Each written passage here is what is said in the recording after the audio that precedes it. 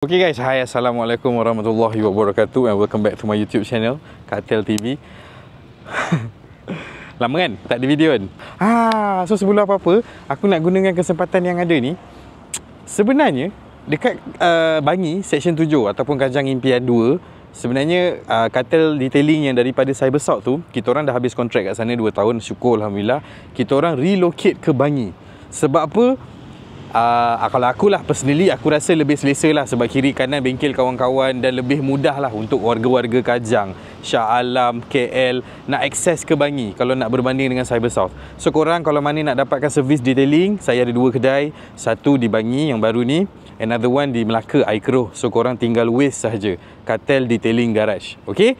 Alright, tanpa melengahkan masa, ini merupakan projek FK7 yang convert ke FK8 untuk kali ketiga tahun ni by Kartel TV, dan ini merupakan conversion yang aku sangat puas hati. Sebab tu aku rasa berbaloi untuk aku rekodkan dekat dalam YouTube ni. Kenapa aku cakap berbaloi? Ini dia tuan-tuan. First and foremost, kita ceritakan daripada awal macam mana proses, berapa kos. Sebab tu korang follow Kartel TV, betul? Sebab korang nak tahu berapa costing dia sebenarnya. Okay, kalau korang ada FK7, korang nak convert jadikan FK8 wide body seperti ini, korang perlukan amount hanya untuk body part ya. Body part, installation dan juga paint job, korang kena spend lebih kurang RM10,000 tuan-tuan. Okay, body part sahaja mungkin harga lebih kurang dalam, kita boleh cakap 6,000 lebih siap pasang. Ada yang sampai 7,000, bergantung. Sebab proses pemasangan dan upah pasang bukan murah tuan-tuan. Kemudian lepas dah pasang, kita akan pergi cat terlebih dahulu. Cat, banyak komponen yang korang kena cat. Okay, aku akan ceritakan A sampai Z, apa benda-benda yang ditukarkan daripada awal. First and foremost, kita tengok daripada depan tuan-tuan. Okay, daripada depan yang korang nampak ni, ini kita kena tukar seketul bumper FK8. Okay, one piece macam ni, seketul. Dia datang sekali dengan fog lamp cover. Kalau yang ini memang orang kata facelift punya design lah. So tak ada masalah apa. Lip memang datang sekali. Grill, bumper, cover fog lamp, lip, ini semua one set. Lampu FK7 standard, bonet depan standard. Ini semua yang masih asal lagi tuan-tuan. Okay, kita dah settle hal bumper tadi. Kemudian fender. Fender kiri kanan pun korang kena tukar. Ini merupakan white fender. Kalau nak dibandingkan dengan FK7, kalau nak ikutkan FK7 punya tahap fender dia, paras pintu sahaja. Tapi kalau FK8 dia ada slightly kembang sikit daripada yang biasa tuan-tuan. Okay, dan kau dah tukar fender, mesti kena selari dengan side skirt. Side skirt dia pun kau boleh nampak lebih kembung daripada yang biasa, daripada FK7 yang standard. Okay, dah beralih kepada side skirt kiri kanan. Kemudian wheel arch belakang. Okay, wheel arch hanya add-on sahaja kalau kita convert ni. Kalau original FK8, dia datang ada lubang clip 1, 2, 3 kalau tak silap aku. Memang ada lubang pada body chassis side panel ni. Tapi kalau kita yang convert, tak ada, hanya add-on sahaja. Okay, tapi ada crucial part dia, kejap lagi aku explain lah. Okay, bila ini dah masuk, bumper belakang dia akan sekalikan arch-nya. Ini merupakan rupa bumper belakang FK8. Walaupun kita convert daripada FK7, sama je tuan-tuan, tak ada beza. Nampak lebih solid betul. Ada 2 lagi kekurangan. Okey, pertama, spoiler. Sepatutnya FK8 datang dengan spoiler. Tapi untuk projek ni sebenarnya kita nak terus pakai GT Wing. Jadi GT Wing, nampak tu brother tu, aku tengah buat kerja pun dia boleh macam kakal pula. Baik-baik bang, melanggar kan. Okey, seterusnya kepatutnya pakai GT Wing, tapi GT Wing tak sempat sampai tuan-tuan. So bila tak sempat sampai, kita biarkan dulu. Okey, korang siapa yang nak convert FK7 ke, nak pergi ke FK8 punya barang, GT Wing ataupun spoiler original, korang kena tebuk ada 3 lubang di sini tuan-tuan. Okey, bahagian bonet ni kau kena tebuk daripada sini dan sambung ikatnya di bahagian dalam ni tuan-tuan. Ini kena buka. Okey, macam itulah proses dia. Seterusnya roof spoiler. Kalau ikutkan pun atas ni pun nak kena tukar juga. Tapi untuk projek yang kali ni kita tak perlu. Kalau macam dulu aku punya FK7 Spoon kan, Spoon konsep ada roof spoiler, ingat? Yang carbon fiber ataupun FRP. Tapi yang ini kita kekalkan sahaja tuan-tuan.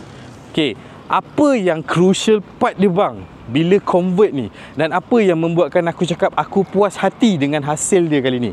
Rem. Aku cakap dengan brother ni, bang, kalau saya nak accept job ni boleh bang, tapi saya minta tolong jasa baik abang, tolong sediakan terus bajet untuk kita terus proceed beli adjustable suspension dengan rem dan tayar ikut spek macam mana yang saya nak, yang saya happy. Okey, abang tu pun tak cakap banyak, dia kata tak apa Kal, abang serahkan pada awak A sampai Z, awak buatlah macam mana pun.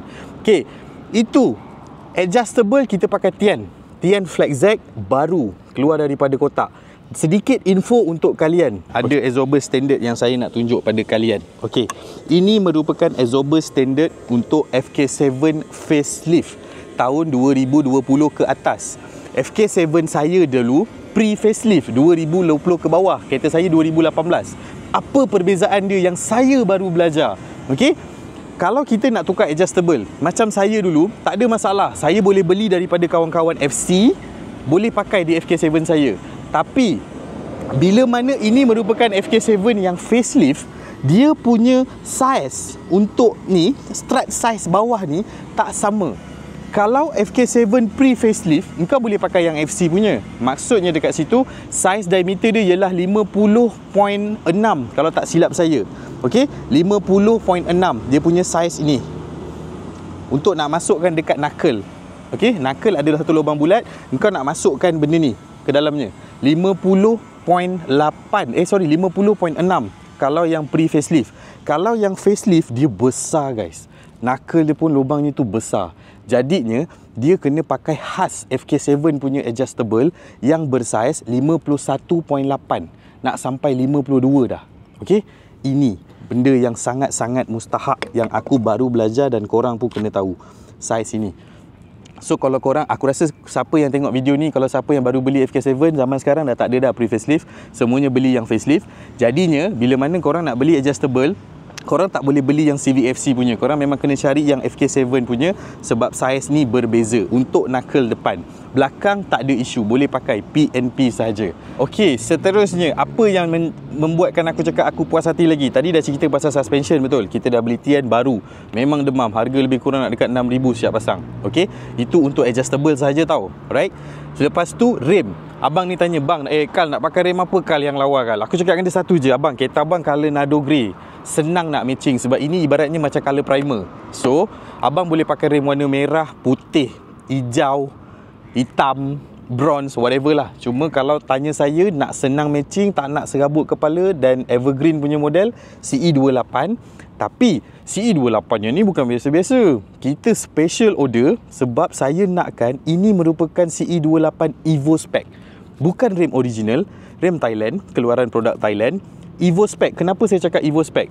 18 9.5 JJ, offset 28. Sebab tu korang nampak bibir dia terkeluar dan juga spoke dia ni ada sikit concave. Tak sama macam CE28 yang biasa 18 8.5 offset 30. Kalau beli baru daripada dalam kotak 18 8.5 30. Ini rem Thailand memang khas untuk Evo sebenarnya. So kita boleh share rem dengan Evo. Okey, 18 9.5 offset 28 tuan-tuan. Belakang cun-cun, tak payah ada spacer. Conversion sebelum ni yang aku buat semuanya kena pakai spacer sebab diorang nak pakai rem yang biasa. Sebab apa? Diorang tak nak spend mahal dekat tayar. Bila kau dah pakai rem 9.5 JJ macam ni, tayar maksimum untuk FK7 ialah 265 tuan-tuan. Tayar standard keluar kilang 235 40. Kita dah pergi sampai tahap maksimum 265 35 18. Kali ni aku pilih tayar Evan Apex lah sebab ini memang tayar yang aku pun suka. Dia tak bising, dia tak keras, dia tak lembut, dan Yokohama punya sidewall sangat-sangat handsome kalau nak dibanding dengan brand-brand yang lain. Okay, so jadinya sebab tu aku cakap aku puas hati. Aku dapat tayar punya fitment yang sesuai, kemudian aku dapat rem punya spek yang sesuai juga. Okay, tengok, aduh mak, kawan kebadanan pula lalu. Nasib baik dia okey. Okey, seterusnya lagi satu part yang crucial ni dia tuan-tuan. Bila, okey, korang semua cakap, bang, Okey, FK8 takkan ada inner fender ni. Inner fender ni maknanya fender asal yang daripada FK7. Kita dah add on wheel arch ni. Jadinya apa yang aku buat bila kita dah rendahkan, kau pakai rim, kau nak kena ikut wheel arch ni punya lebar. Kau tak boleh ikut inner fender punya lebar. Kalau kau beli rim yang ikut inner fender punya lebar, tak jadilah bro. Dia ke dalam lah. So sekarang ni spek ni kan agresif, kira macam god spek lah. Offset 28 Syul. So nak dijadikan cerita, aku kena roll fender dalam ni. Ini yang wajib. Sebenarnya boleh tahap ekstrim lagi, potong inner fender dalam ni. Jadikan sebenarnya fender kau ini sahaja, belakang. Tapi kena lebih kuat daripada yang inilah. Kau tak boleh yang ni, sebab ini kalau sikit-sikit sangat ni mau terangkat juga, pecah juga ni. So jadinya aku dah roll cun-cun. Ketinggian pun aku dah letak belakang 1,5 jari. Tak ada barang. Kalau ada barang, ada orang duduk kat belakang, kemungkinan boleh jadi 1 jari atau 0.5. Cantik lah perjalanan dia. Okay, so ini dia untuk belakang. Depan tak ada isu sangat tuan-tuan. Dia yang penting kau nak fitmentkan bahagian belakang. Senang cerita, bila kau driving, kau tengok dekat side mirror kau masih nampak tayar belakang lah. Kalau kau driving, kau tak nampak tayar belakang belah sini, maknanya rem kau tu terkelup lah. Kita panggil terkelup tuan-tuan. Belum ni dekat video dekat Facebook, dekat TikTok and so on. Mata-mata untuk kita orang, para pemain kereta, sebenarnya paling senang lah nak tengok kereta tu convert ataupun tidak. Mata kita orang akan first tengok dekat caliper. Kita orang tak tengok body part, sebab kita orang tahu body part ni boleh di custom dan boleh dibuat lah. So jadinya mata pertama kita orang akan terus pandang kepada caliper. Macam abang ni, dia ada planning nak tukar caliper tapi belum lagi. Sebab apa? Kereta ni baru je keluar tuan-tuan. Mileage kereta hanya 10,000 km saja. Can you imagine that? 10,000 km tu ibaratnya kau baru beli kereta dalam bulan lepas lah sebenarnya. Tapi kereta ni datang daripada Jepun.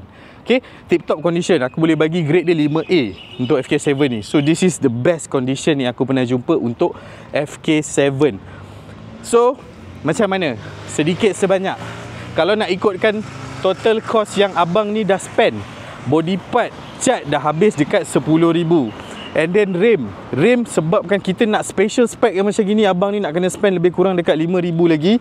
Tayar 265/35 ni sebiji almost RM800 tuan-tuan untuk satu biji. So 4 biji all around dah 3,000 lebih. Campur rem tadi 4,500. Total kat situ dah habis 7,000 lebih.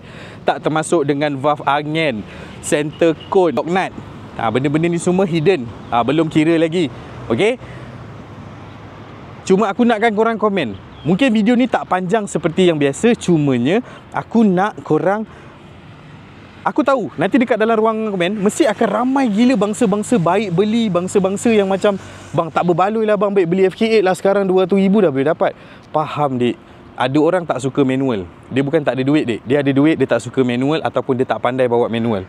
Ada orang belikan kereta untuk wife dia dik, dia minat kereta ni tapi dia duit terlampau banyak, dia nak pakai pun tak dan. Dia belikan bini dia sebab dia nak tengok ada depan mata je. Okey, seterusnya dik, ada segolongan orang yang memang dia beli, dia suka modified dik. Dia ada rasa satu kepuasan bila mana dia dapat hands on dekat kereta dia macam ini dik. Dan ada lagi satu golongan manusia dik, sebenarnya memang dia beli kereta, dia nak hantar kat katil TV dik, sebab dia suka kita macam gini dik.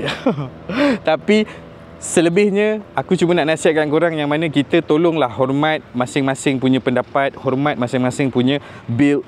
Kita jangan sewenang-wenangnya ringan sangat jari ni untuk nak type cakap benda yang bukan-bukan. Okay, walaupun abang ni contohlah dia beli kereta ni 150,000 and then dia spend another 20,000 lagi, total dia habis baru 170,000 dik. Okay, tapi dia puas. Alright, mungkin ada bits by bits lagi yang belum lagi siap, tapi tak apa, slowly but surely. Kita tak ada apa yang nak dikerjakan. Okay, so thank you so much everyone, mana yang dah tengok dan mana juga yang nak hantar, nak minta tolong Katel TV, tolong buatkan bits by bits, nak hantar cat kereta ke, nak buat detailing kereta ke, ataupun apa-apa business proposal yang cuba nak disampaikan kepada kita. Apatah lagi sponsorship, kalau ada yang tengok video ni ke apa, nak bekerja sama, company-company nak collaborate, why not? Just boleh contact kita dekat sini boleh, ataupun korang boleh reach kita dekat semua kita punya platform. Kita ada TikTok Katel TV, kita ada Instagram Katel TV. Okay, InsyaAllah saya tahu tahun ni merupakan tahun yang sangat menggugatkan ke semua para peniaga, tapi mudah-mudahan kita boleh harungi benda ni bersama, InsyaAllah. Hanya kita sama kita je yang boleh support dalam industri pemotoran, industri automotif macam gini. Alright, so thank you very much everyone. Kita jumpa lagi on the next episode. Bye bye.